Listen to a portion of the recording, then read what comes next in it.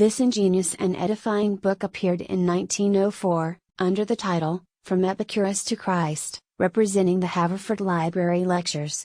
It had been reprinted 4 times by the year 1910, and now comes to us with a new name, and with the last chapter, The Christian Spirit of Love, rewritten and expanded. All of which testifies to its usefulness and deserved popularity.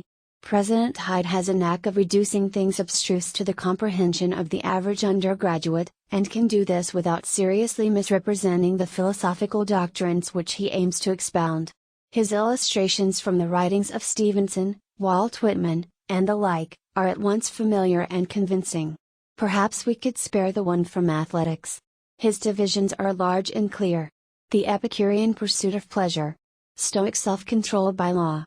The Platonic subordination of lower to higher. The Aristotelian sense of proportion. The Christian spirit of love. And the climactic order on the whole is no disadvantage. It is true, putting Epicurus and his followers on the lowest rung may do violence to them at their best.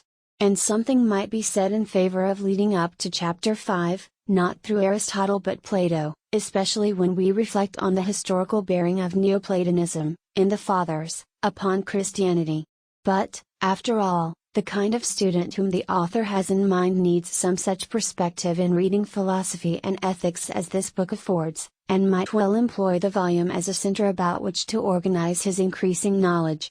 In other words, the book might find a use in the classroom, at a time when immature persons, having no perspective whatsoever, and no conception of method, are often set to reading the philosophers in a merely chronological sequence. Barring, of course, the neglected medieval scholars. Oddly enough, the scheme of thought in the work of Dr. Hyde is anticipated in the Convivio of Dante.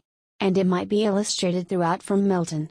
Satan, for example, is a specious Stoic.